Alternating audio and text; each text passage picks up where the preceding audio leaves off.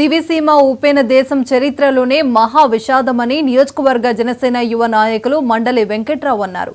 అవనిగడ్డ మండలం పులిగడ్డలో 1977 నవంబర్ 19 ఉపేన మిత్రుల స్మారక స్తూపం వద్ద ఘన నివాళులర్పించారు. అవనిగడ్డ సెంటర్లో దివిసీమ పునర్నిర్మాణ మండలి వెంకట కృష్ణారావుకు నివాళులర్పించారు. గాంధీ క్షేత్రంలో ఇందిరాగాంధీ, ప్రభాకర్జీ విగ్రహాలకు నివాళులర్పించారు. దివిసీమ ఉపేన మహా ప్రళయం సృష్టించిందన్నారు. అప్పటి రాష్ట్ర మంత్రి మండలి వెంకట కృష్ణారావు కేంద్ర రాష్ట్ర ప్రభుత్వాలను, జాతీయ అంతర్జాతీయ స్వచ్ఛంద సంస్థలను కదిలించి దివిసీమకు రప్పించి ఉప్పెనతో కొట్టుకుపోయిన గ్రామాలను పునర్నిర్మాణం చేశారన్నారు.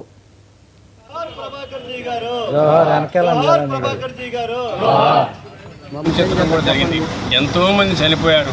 వాళ్ళు ఇవాళ 47 సంవత్సరాలంటే బహుశా అప్పుడు 4 సంవత్సరాలు 5 సంవత్సరాలు పుట్టిన వాళ్ళే అయితే ఉన్నారేమో కానీ ముసలాం మొత్తగా అందరూ కూడా చనిపోయారు. మరి తర్వాత ఏం చేయాలి ఈ దివిసీమని? మరి ఎందుకంటే మొత్తం రోడ్లన్నీ స్మాష్ అయిపోయినాయి, కరెంటు పోయింది, బిల్డింగ్లు కూలిపోయినాయి, అనేక మంది చనిపోయారు. ఈ విధంగా ఏం చేయాలి, ఏమి చేయాలని అప్పుడు మా మంత్రిగా, విద్యాశాఖ మంత్రిగా ఉన్నారు మండలి కృష్ణారావు. మరి ఆ రోజు ఈ ప్రజలంతా కూడా ఈ విధంగా శోకతప్త హృదయంతో నాకు మంత్రి పదవి ఎందుకని మంత్రి పదవిని వెంటనే త్యజిస్తాం కూడా జరిగింది.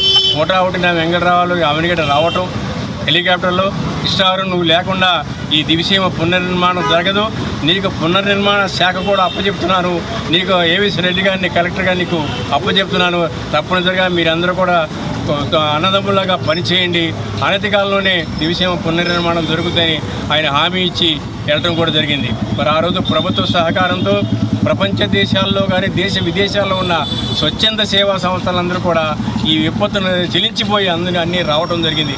వివిధ గ్రామాల్లో వాళ్ళ ద్వారా మండలి వెంకటకృష్ణారావు గారు అనతి కాలంలోనే దివిసీమ పునర్నిర్మాణం చేసిన ఘనత ఆయనదేనో. ఎందుకంటే ఎన్నో ఇబ్బందులు ఎదుర్కొన్నాడు, ఎన్నో అవమానాలు ఎదుర్కొన్నాడు, ఎన్నో రకరకాల అనారోగ్య పాలయ్యాడు ఆయన. మరి అట్లాంటి మహోన్నత వ్యక్తి ఇవాళ మన మధ్య లేడు. ఆయనకి ఘన నివాళులు అర్పిస్తూ అదేవిధంగా దివిసీమలో ఆ ఒప్పిన సందర్భంలో చనిపోయినటువంటి వేలాది మంది కూడా ఒక 2 నిమిషాలు మనమంతా కూడా మౌనం పాటించి వాళ్ళగా ఆత్మకి శాంతి చేకూర్చాలని కూడా ప్రార్థిస్తున్నారు. సెలవు తీసుకున్నాను. చెత్తడం కూడా జరిగింది. ఎంతోమంది చనిపోయారు.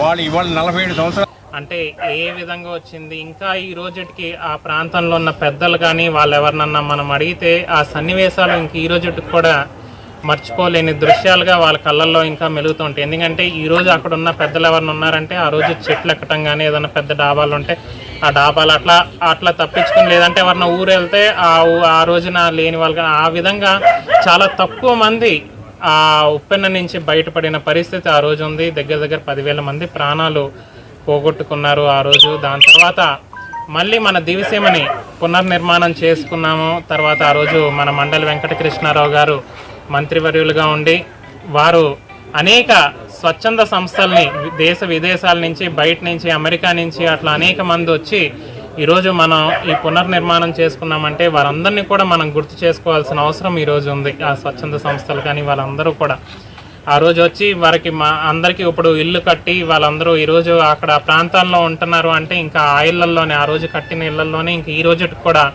అక్కడ ఉంటున్నారు.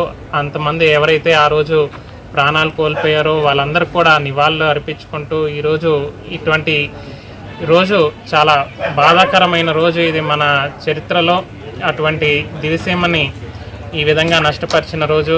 దీన్ని మళ్ళీ మనం పునర్నిర్మాణం చేసుకుని ఆ రోజు ఎవరైతే ప్రాణాలు పోగొట్టుకున్నారో వారి ఆత్మశాంతి కలగాలని ఈరోజు ఇక్కడ పులిగడ్డలో ఏర్పాటు చేసినప్పుడు స్తూపం దగ్గర ఈరోజు ఇక్కడ వారికి ప్రార్థన చేసుకుంటుంది.